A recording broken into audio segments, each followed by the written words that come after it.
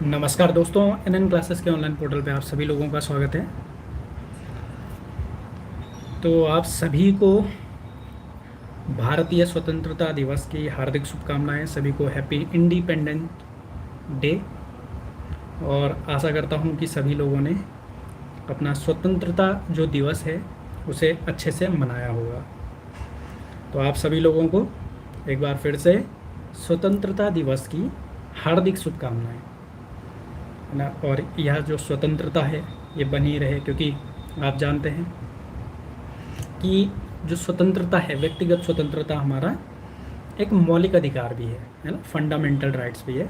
और बिना मौलिक अधिकार के मनुष्य का जीवन जो है व्यर्थ है। और आपने पढ़ा भी होगा, है ना, पॉलिटी में आपने पढ़ा होगा मौलिक अधिकार जो हमारे हैं, तो उसमें स्वतंत्रता, कई तरह की स्वतंत्रता जो है दी गई है। तो स्वतंत्रता की वैल्यू बहुत ज़्यादा है। आप खुद सोचो, जब हमारा देश आज़ाद हुआ उससे पहले जो लोग थे वो किस तरीके से अपने जीवन को जीते होंगे, जब हर जगह बाउंडेशन हो, आप कुछ बोल नहीं सकते, आप अपने मर्जी का कुछ कर नहीं सकते।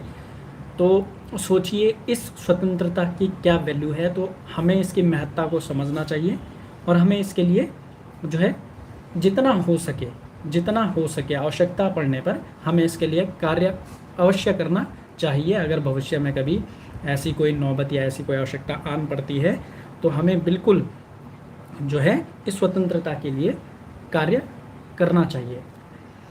तो बाकी आप सभी लोगों को गुड इवनिंग। और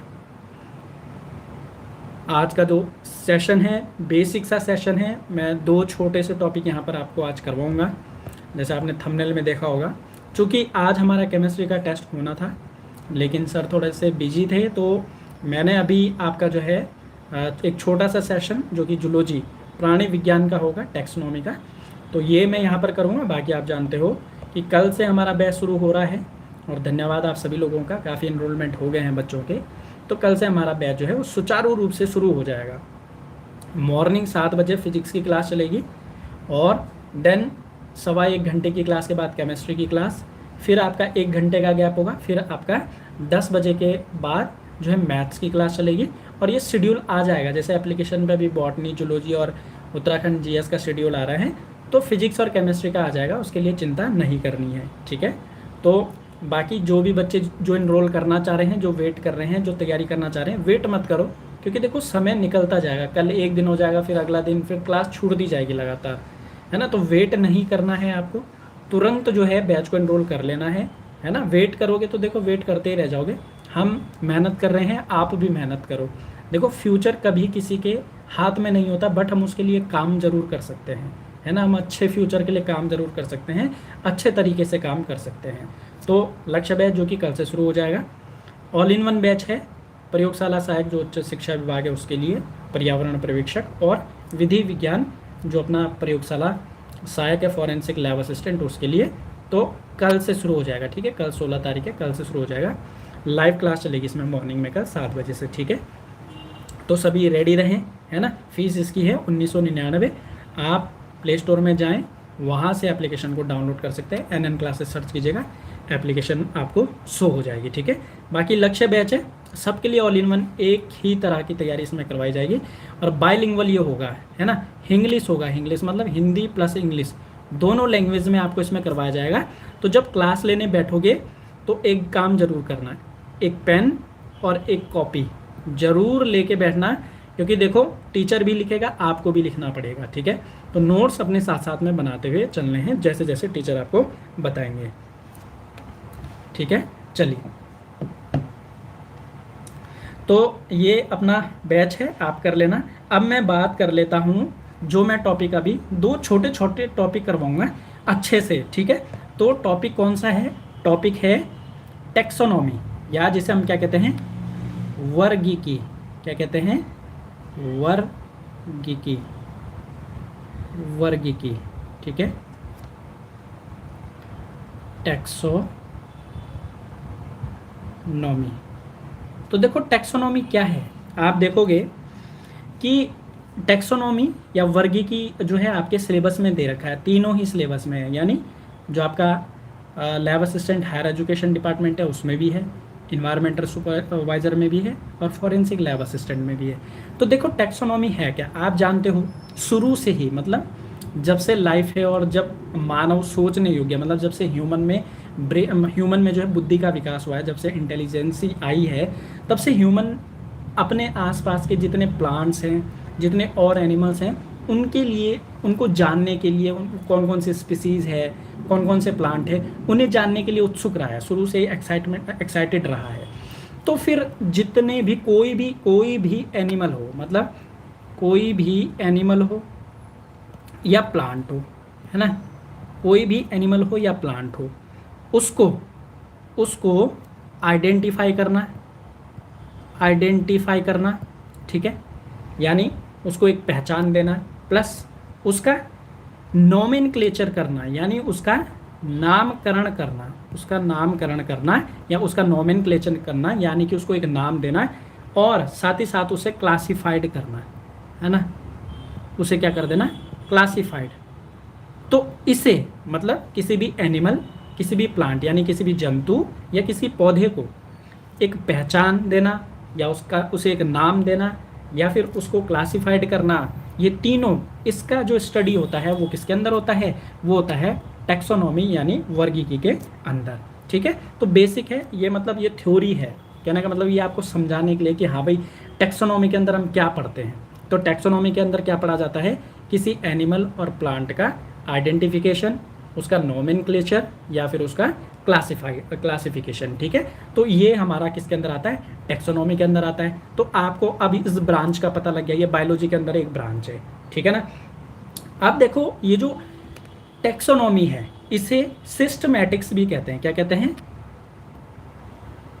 सिस्टेमैटिक्स,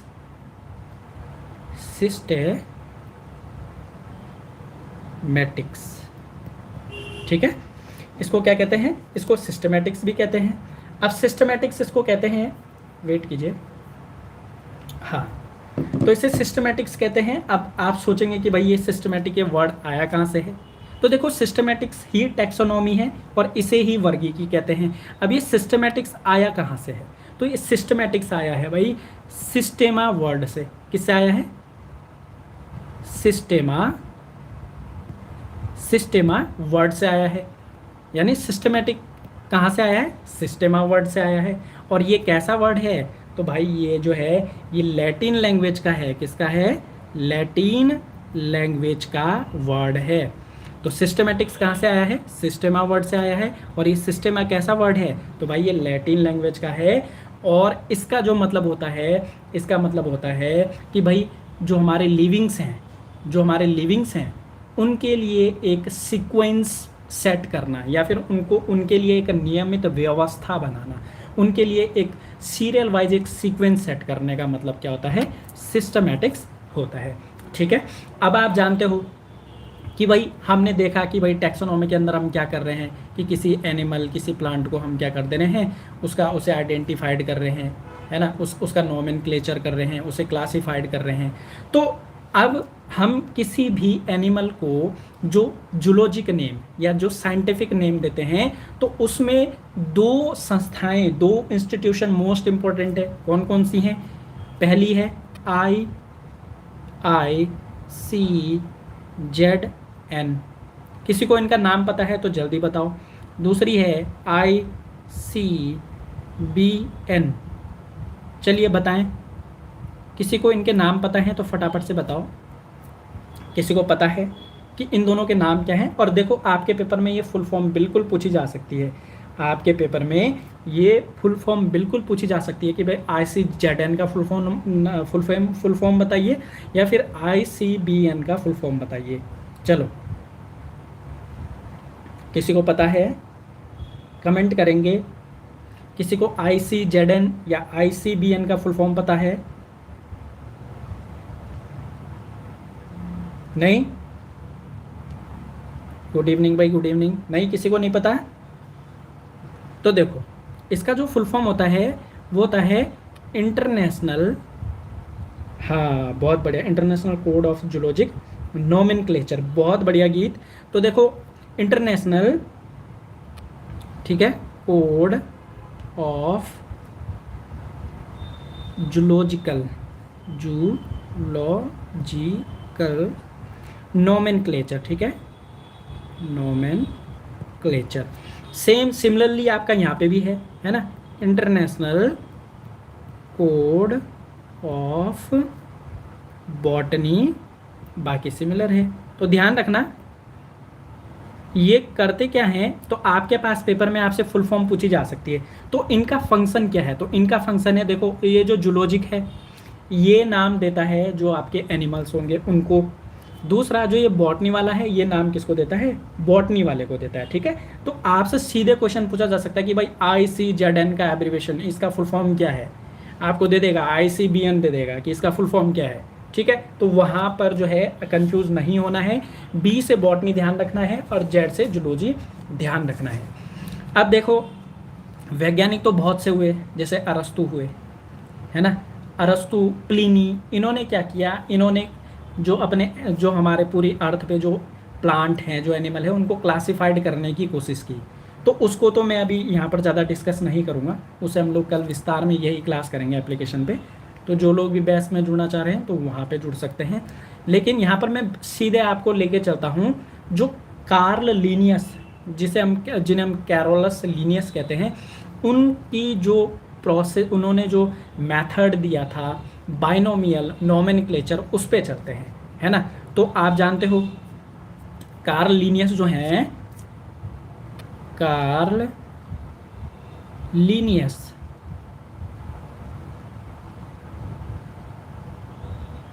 है ना, इन्हें क्या कहते हैं, फादर ऑफ टैक्सोनॉमी, है ना, इनको क्या कहते हैं, द फादर ऑफ टैक्सोनॉमी कहते हैं। हाँ बिल्कुल, कैरोलस लीनियस। मैं आपको बता दूं जो कैरोलस लीनियस हैं उनका जो वास्तविक नाम है ना, वो मैं आपको लिखवा देता हूँ यहाँ पर। उनका जो वास्तविक नाम था वो था कार्ल वॉन लीने, ठीक है। लेकिन इन्होंने क्या किया, इन्होंने भाई बाइनोमियल नोमेनक्लेचर दिया, तो इन्होंने अपना नाम भी बाइनोमियल नोमेनक्लेचर के अकॉर्डिंग टू क्या कर दिया, कार्ल लीनियस या कैरोलस लीनियस, ठीक है। तो ये इनका वास्तविक नाम है कार्ल लीनियस का, कार्ल वॉन लीनियस, है ना। तो इन्होंने बाइनोमियल नोमेनक्लेचर दिया और उसी के अकॉर्डिंग टू अपना सबसे पहले अपना नाम ही इन्होंने रखा बाइनोमियल नोमेनक्लेचर के अकॉर्डिंग टू, है ना। अब बाइनोमियल नोमेनक्लेचर है क्या, है ना, बाइनोमियल नोमेनक्लेचर है क्या उसको समझो, है ना। तो देखो जो द्विनाम या द्विपदनाम पद्धति है ये इंट्रोड्यूस की कार्ल वॉन लीनियस या कैरोलस लीनियस ने कब, 1753, है ना, 1753 में इन्होंने इसे इंट्रोड्यूस किया, ठीक है। और इन्होंने इस मेथड का सबसे पहला प्रयोग कब किया, तो ध्यान रखना 1758 में किया। किस में किया, तो इनकी बुक है, बुक का नाम बताएगा कोई, इनकी बुक का नाम बताओ जिसमें इन्होंने सबसे पहले ये द्विनाम पद्धति या बाइनोमियल नोमेनक्लेचर का प्रयोग किया था। तो इनकी बुक का नाम बताना ज़रा, कोई इनकी बुक का नाम बताओ। बहुत सही है दीप, जीनस नेम, नहीं ये तो ठीक है। इनकी बुक का नाम बताओ जिसमें इन्होंने सबसे पहले बाइनोमियल नोमेनक्लेचर यानी द्विपद नाम या द्विनाम पद्धति का प्रयोग किया। गीत बहुत बढ़िया। तो देखो 1758 में, है ना, देखो इन्होंने प्रपोज तो ये 1753 में कर दिया था, लेकिन इन्होंने इनकी बुक का नाम था सिस्टेमा नेचुरे। देखो सिस्टेमा नेचुरे, ठीक है, ये इनकी बुक का नाम है। इसमें इन्होंने सबसे पहले बाइनोमियल नोमेनक्लेचर का प्रयोग किया। अब देखो आप सोच रहे होंगे कि इसमें क्वेश्चन कैसे बनता है। भाई क्वेश्चन सीधे बनेगा कि भाई सिस्टम निम्नलिखित में से कौन सी पुस्तक कार्ल लीनियस की है ना। तो ऑप्शन आपको सिस्टेमा नेचुरे भी मिल जाएगा, है ना। साथ ही साथ स्पीसीज प्लांटूरम इनकी एक और बुक है, ठीक है ना। तो इन्होंने क्या किया, 1753 में इंट्रोड्यूस किया बाइनोमियल नोमेनक्लेचर को। 1758 में अपनी बुक सिस्टेमा नेचुरी में सबसे पहले इसका प्रयोग किया। इसीलिए इनको क्या कहते हैं, द फादर ऑफ टैक्सोनॉमी कहते हैं। क्या कहते हैं, फादर ऑफ टैक्सोनॉमी, ठीक है, मतलब वर्गीकी का पिता, ठीक है। तो वर्गीकी का पिता इसीलिए इनको कहा जाता है, ठीक है। अब भाई कि मैं आपको बोल रहा हूँ कि द्विनाम पद्धति, द्विनाम पद्धति क्या है, तो द्विनाम पद्धति में क्या है कि किसी भी एनिमल और प्लांट को इन्होंने वैज्ञानिक नाम दिया तो उसमें दो नाम होते हैं। किसी भी एनिमल और प्लांट को अगर नाम दिया जाता है या उसका नामकरण किया जाता है तो उसमें हमेशा दो नाम होते हैं। जैसे मैं अब यहाँ पर एक नाम लिख देता हूँ, राना टिग्रिना, टिग्रिना, ठीक है। ये मेंढक का जंतु वैज्ञानिक नाम है या जूलॉजिक नेम है। अब देखो ये नाम भी किसने दिया है, कार्लिनियस ने दिया है। अब इसमें क्या होता है द्विपद नाम पद्धति में, तो ये जो राना है ना, ये होता है जीनस, ये क्या होता है, जीनस या वंश का नाम, ठीक है। और टिग्रिना जो है ये होती है भाई स्पीसीज, ये क्या होती है, स्पीसीज होती है, यानी जाति होती है, ठीक है। अब द्विनाम पद्धति को लिखने के कुछ नियम हैं। नियम क्या है कि भाई जब भी आप द्विनाम पद्धति में नाम लिखोगे तो जो वंश यानी जो जीनस का जो वर्ड नेम होगा उसका जो पहला अक्षर होगा वो हमेशा कैपिटल लेटर में लिखा जाएगा, ठीक है। और जो आपका स्पीसीज का नेम होगा वो सब के सब आपके स्मॉल लेटर में लिखे जाएंगे, ठीक है। और जब भी कभी हम हाथों से इसको लिखते हैं तो हम क्या करते हैं, इन दोनों नामों को अलग अलग लिखेंगे और नीचे से कर देंगे अंडरलाइन। ऐसा क्यों करते हैं, ऐसा इसलिए करते हैं ताकि इससे पता लगे कि इनका ओरिजिन जो है वो लैटिन लैंग्वेज से है। किससे है, लैटिन लैंग्वेज से है, ध्यान रखिएगा, लैटिन लैंग्वेज से है, ठीक है। क्योंकि हमेशा जो आपके बाइनोमियल नोमेनक्लेचर में जितने भी नाम लिखे जाते हैं वो लैटिन में ही लिखे जाते हैं। और साथ ही साथ जब आप इनको टाइप करवाओगे ना, ये तो मैंने हाथ से लिखे हैं, लेकिन जब आप इन्हें टाइप कराओगे फिर लिखोगे इटैलिक में। कैसे में, इटैलिक, इटैलिक में कैसे लिखते हैं भाई, इटैलिक में थोड़ा सा तिरछा करके लिखते हैं, ठीक है, मतलब थोड़ा सा वर्ड को तिरछा करके लिखेंगे, ठीक है। ये तो ध्यान रखिएगा, जीनस का नाम हमेशा अंग्रेजी के कैपिटल लेटर से शुरू होगा और जो स्पीसीज का जो नाम होगा वो हमेशा सारे उसमें जो लेटर होंगे वो स्मॉल होंगे, ठीक है। तो इसको ये जो पद्धति है या इस तरीके से जो लिखने का जो प्रोसेस है इसी को क्या कहते हैं, बाइनोमियल नोमेनक्लेचर कहते हैं, ठीक है। तो जैसे ये राना टिग्रिना, मैंने यहाँ पर टिग्रिना जो है मेंढक का लिख दिया है ना। मैंजीफेरा इंडिका हम आम के लिए लिख देते हैं। जेनोरा प्लांटुरम उन्हीं की है, जेनोरा प्लांटुरम भी उन्हीं की है, ठीक है, ठीक है ना।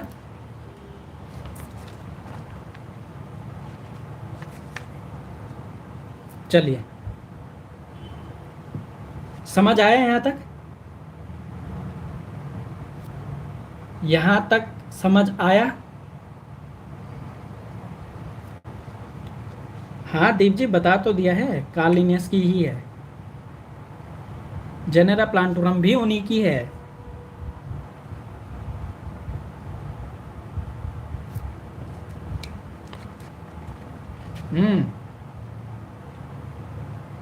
अरे जो स्पीसीज प्लांटुरम है ना वो जेनेरा प्लांटुरम, ये इन्हीं की बुक है, वो इन्हीं की बुक है, ठीक है। तो यहाँ तक सबको समझ आ गया। देखो मैं बहुत आसान भाषा में पढ़ाने की हमेशा से कोशिश करता हूँ, क्लास में भी आपको आसान भाषा में, क्योंकि देखो आपने कोई मेंस नहीं लिखना है, आपको ऑब्जेक्टिव पेपर आना है ना। और क्वेश्चन ऐसे यहीं से बनेंगे, क्वेश्चन यहीं से बनेंगे, ठीक है ना, क्वेश्चन यहीं से बनेंगे। नॉर्मल पूछ देगा कि हाँ भाई द्विपद नाम पद्धति किसने इंट्रोड्यूस की, कब की, कौन सी बुक में की, है ना। या फिर द्विपद नाम पद्धति में जो नोमेनक्लेचर है वो किस भाषा में किया जाता है, या फिर जब उसको हाथ से लिखते हैं तो उसमें क्या किया जाता है, तो अंडरलाइन किया जाता है ना, इटैलिक में लिखा जाता है। तो ये सब क्वेश्चन आपसे बन सकते हैं। अब देखो द्विपद नाम पद्धति तो हो गई भाई, हाँ जी द्विपद नाम पद्धति। तो अब मुझे बताओ जरा कि द्विपद नाम पद्धति जब थी तो फिर ट्राइनोमियल नोमेनक्लेचर का क्यों आवश्यकता हुई? मतलब द्विपद नाम पद्धति जब आ रखी थी, जब बाइनोमियल नोमेनक्लेचर आ गया था, या फिर आप कह सकते हो जब कार्ल लिनियस ने जब बाइनोमियल नोमेनक्लेचर दे दिया था, तो फिर ट्राइनोमियल नोमेनक्लेचर की आवश्यकता क्यों पड़ी? तो कोई बताएगा? कोई भी एक व्यक्ति जरा मुझे बताओ कि बाइनोमियल नोमेनक्लेचर आने के बावजूद ट्राइनोमियल नोमेनक्लेचर की आवश्यकता पड़ी ही क्यों? तो कोई भी एक बताएगा। चिंता मत करो गीत, बॉटनी भी योगेश सर करवाएंगे। लाइव क्लासेस जो है ना वो लैपटॉप के थ्रू होगी। अभी मैं आपको टैब के थ्रू करवा रहा हूँ, है ना, अभी मैं आपको टैबलेट के थ्रू करवा रहा हूँ। लाइव क्लासेस लैपटॉप के थ्रू होती हैं, ठीक है।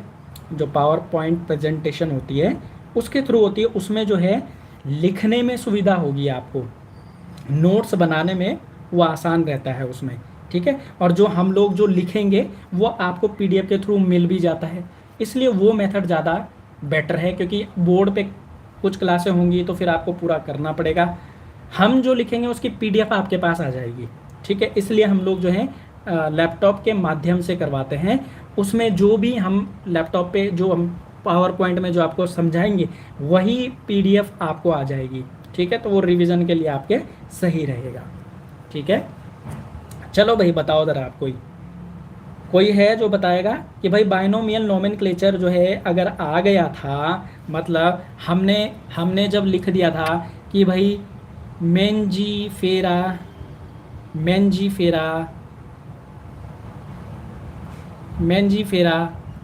इंडिका, जब हमने इसको लिख दिया था तो फिर ट्राइनोमियल की आवश्यकता पड़ी क्यों? बिकॉज लिनियस ने फंगस कि एक ही क्लास में रखा। कोई और नहीं? तो देखो मेंजीफेरा जो है जीनस है,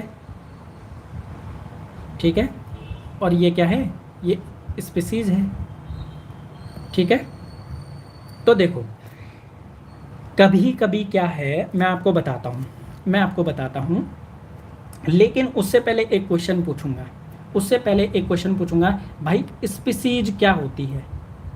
स्पीसीज यानी जाति क्या होती है? जाति क्या होती है? कोई बताएगा? शॉर्ट में आंसर बताना, स्पीसीज क्या होती है? कोई बताएगा? एनीवन? कोई नहीं?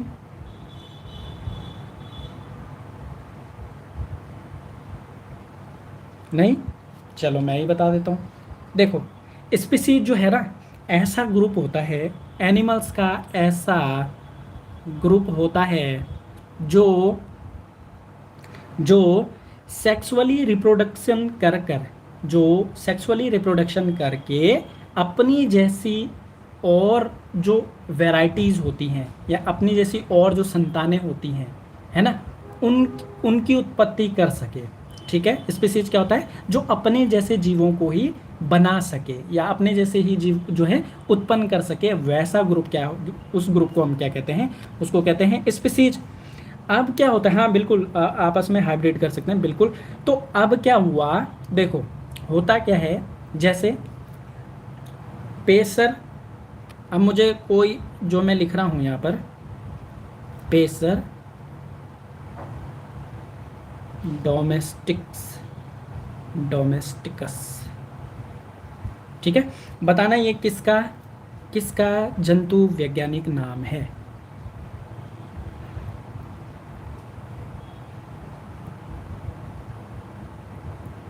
किसका जंतु वैज्ञानिक नाम है? ये स्मॉल डी में रखना, ठीक है, इसको स्मॉल डी रखना, ये वाला भी और ये वाला भी small D.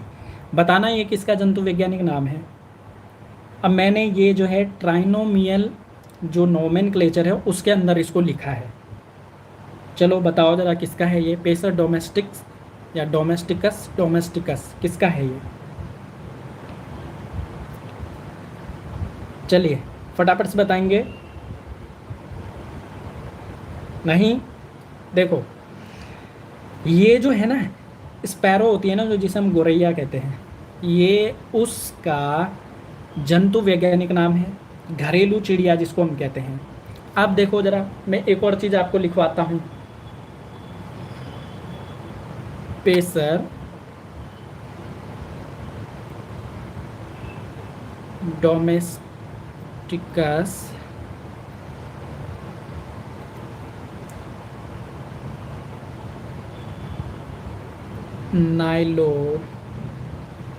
नाइलोटिकस,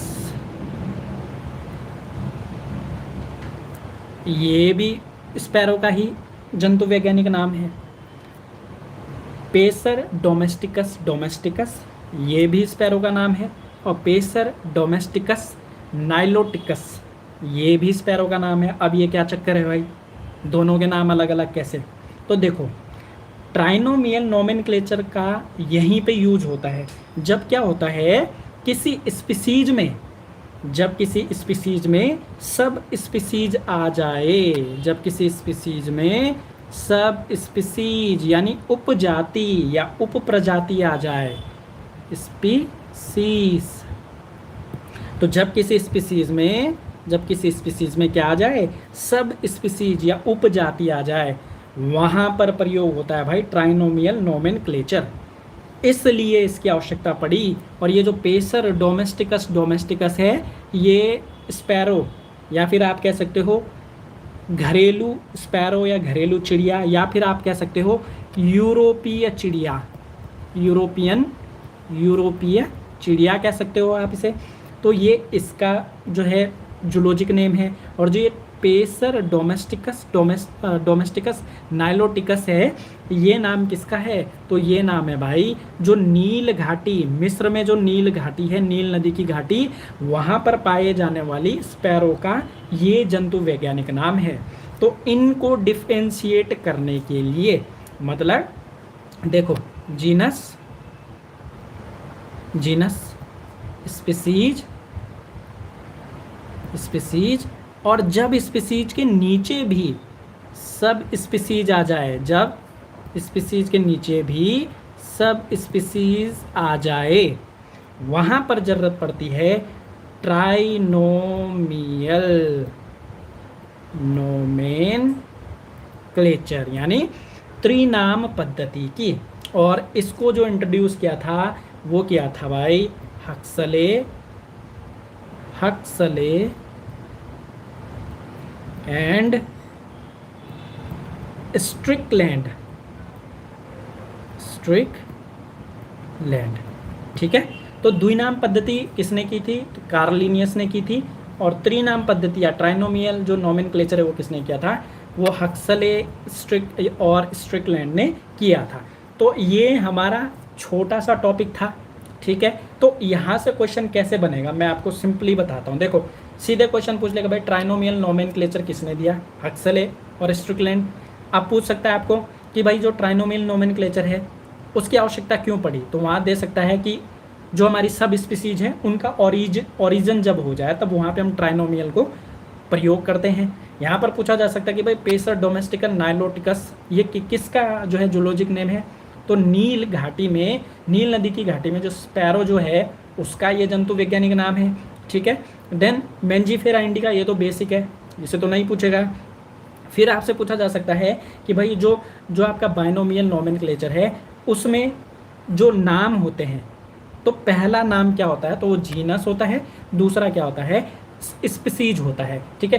father of taxonomy पूछा जा सकता है, या फादर ऑफ मॉडर्न टैक्सोनॉमी भी पूछा जा सकता है, तो कार्ल वॉन लिनियस ही है, कार्ल वॉन लिनियस, ठीक है। बाकी मैंने कैरोलस लिनियस का आपको वास्तविक नाम, जो इनका वास्तविक नाम था वो भी बता दिया है, इनकी बुक्स का नाम बता दिया है, जनरा प्लांटोरम, स्पीसीज प्लांटोरम, सिस्टम एंड नेचुरी, ठीक है। और जो अपना ICZN है उसका फंक्शन बता दिया है, ICBN का फंक्शन बता दिया है, तो ये क्या करते हैं, किस लिए यूज़ होते हैं। और बाकी मैंने आपको सिस्टमैटिक्स बता दिया है कि सिस्टमा से निकली है, जो कि एक लैटिन वर्ड है जिसका मतलब होता है कि जीवों के लिए एक नियमित व्यवस्था, मतलब एक परफेक्ट उनके लिए सीक्वेंस, ठीक है। देन यहाँ पर टैक्सोनॉमी आपको बता दिया कि भाई टैक्सोनॉमी के अंदर क्या होता है, आइडेंटिफिकेशन होता है, ठीक है, नोमेनक्लेचर होता है और क्लासिफिकेशन होता है, ठीक है, और इसी का जो स्टडी होता है उसे ही हम टैक्सोनॉमी कहते हैं। तो यहाँ तक किसी को कोई समस्या, इतना ही है और यहीं से क्वेश्चन बनेगा। और जितना मैंने आपको पढ़ा है ना, ये जो ट्राइनोमियल नोमेनक्लेचर है आप एनसीईआरटी में भी नहीं दे रखा है, लेकिन आपके सिलेबस के अंदर है, ठीक है। तो ट्राइनोमियल जो नोमेनक्लेचर है ये आपके एनसीईआरटी में नहीं दिया है ये, बट आपके सिलेबस के अंदर है। तो हम क्लास के अंदर जो आपका सिलेबस है उसको हमने फ्यूज़ किया है। तो जैसे बाइनोमियल है तो उसके साथ हमने बाइनोमियल नोमेनक्लेचर, ट्राइनोमियल नोमेनक्लेचर दोनों हम पढ़ाएंगे। और कल मैं इसकी पूरी क्लास लूँगा, जो आपका 11वीं क्लास का जो चैप्टर नंबर 1 है ना, उसको मैं पूरा कल ख़त्म करूँगा कल वाली क्लास में, जो हमारी 9:30 से होगी एप्लीकेशन पे, ठीक है। तो जितने भी बच्चे हमसे एनरोल्ड हो चुके हैं भाई रेडी रहें, कॉपी पेन के साथ बैठें, जब भी क्लास में बैठोगे कॉपी पेन के साथ बैठेंगे, क्योंकि मैं भी लिखूँगा आप भी लिखेंगे और बढ़िया तरीके से जो है नोट्स बनाते चलेंगे, रिविज़न चलता रहेगा, ठीक है ना। तो यहाँ तक किसी को कोई डाउट है तो पूछो, फिर बाकी इसको करते हैं अभी ख़त्म। बाकी कल होगा आपका केमिस्ट्री का टेस्ट, ठीक है, जो आज होना था वो कल होगा, ठीक है। बाकी ध्यान रखना, जैसे मैंने स्पीसीज़ आपको बताई थी कि भाई स्पीसीज़ क्या होती है, तो स्पीसीज़ ऐसा ग्रुप होता है एनिमल्स का जो परस्पर क्या कर सकते हैं, जो म्यूचुअली क्या कर सकते हैं, हाइब्रिड कर सकते हैं, है ना, ठीक है। चलिए सर आप पुराने नोट्स से पढ़ाओगे क्या? नहीं, पुराने नोट्स नहीं, नए नोट्स में नए बना रहा हूँ, क्योंकि 11वीं 12वीं का दिया ना, तो नोट्स नए बन रहे हैं। जैसे ट्राइनोमियल नोमेनक्लेचर पहले था नहीं, जैसे एनसीईआरटी है उस तो उसमें था ही नहीं, तो वो नया ऐड किया है। तो जो जो चीज़ें मुझे ऐसी लग रही कि हाँ जी ये बिल्कुल काम की है, ये आ सकता है, तो वो मैं आपको जो है करवा दूंगा क्लास के अंदर। अच्छा एक क्वेश्चन है, बताना जरा, जो स्पीसीज जो वर्ड है ना, ये सबसे पहले किसने दिया? स्पीसीज वर्ड यानी जाति जो शब्द है, जाति शब्द किसने दिया? जाति शब्द का प्रयोग सबसे पहले किसने किया? चलिए कौन बताएगा? बहुत बढ़िया गीत, बहुत बढ़िया। और देखो चिल माइंड होके पढ़ाई करनी है ना। बेसिक क्वेश्चन भी आएंगे आपके एग्जाम में, टफ क्वेश्चन भी आएंगे, हम सब करके चलेंगे, ठीक है। हम जो है जो आपका सिलेबस है पूरा उसको लेके चलेंगे, अच्छे से पढ़ना, अच्छे से नोट्स बनाना। और ये नहीं कि भाई हाँ जी सर ने पढ़ाया अब वो जूलॉजी की जो नोट्स है वो फेंक दिया, फिर अगले दिन 9:30 बजे निकाल रहे हो उसको बाहर, ऐसा नहीं होगा बिल्कुल भी।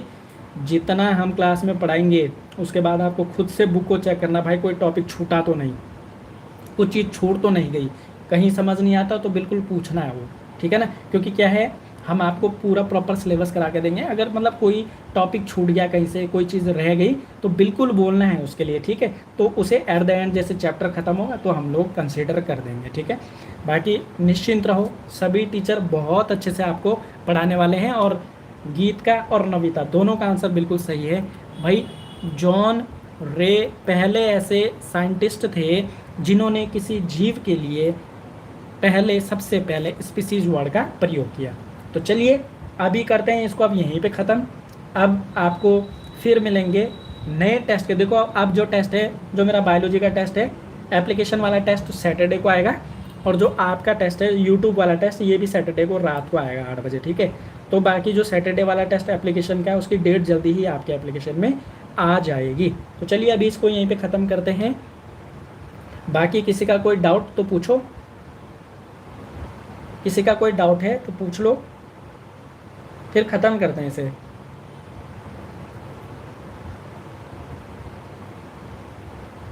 हाँ मनीषा बिल्कुल सही है आपका आंसर, ठीक है। किसी का कोई डाउट? दोनों समझ आ गया ना, बाइनोमियल और ट्राइनोमियल, इतना ही देगा वो, इससे बाहर क्वेश्चन इसमें नहीं जाएगा, ठीक है। हो सकता है थोड़ा सा जूलॉजिक नेम आप याद कर लेना जो एनसीईआरटी के अंदर दे रखे हैं। वैसे मैं तो कल अटैच कर ही दूंगा जो एनसीईआरटी में जो जूलॉजिक नेम दे रखे हैं उन्होंने। जैसे मक्खी का दे रखा है, बिल्ली का हमें पता होना चाहिए, शेर का हमें पता होना चाहिए, बाघ का पता होना चाहिए, तो ये मैं कर दूंगा अटैच क्लास के अंदर, ठीक है। मतलब जो एनसीईआरटी के अंदर ना वो मैं पूरा प्रॉपर लेके चलूँगा, ठीक है। हाँ जी वेलकम जी वेलकम। चलो फिर ख़त्म करते हैं, क्योंकि मैं ऐसा करता हूँ सबको समझ आ गया होगा, क्योंकि बेसिक सा टॉपिक है, बट ट्राइनोमियल थोड़ा सा नया रहा होगा, बाकी बाइनोमियल तो सबको पता ही है। चलिए ठीक है, फिर अभी के लिए धन्यवाद। जय हिंद, जय उत्तराखंड।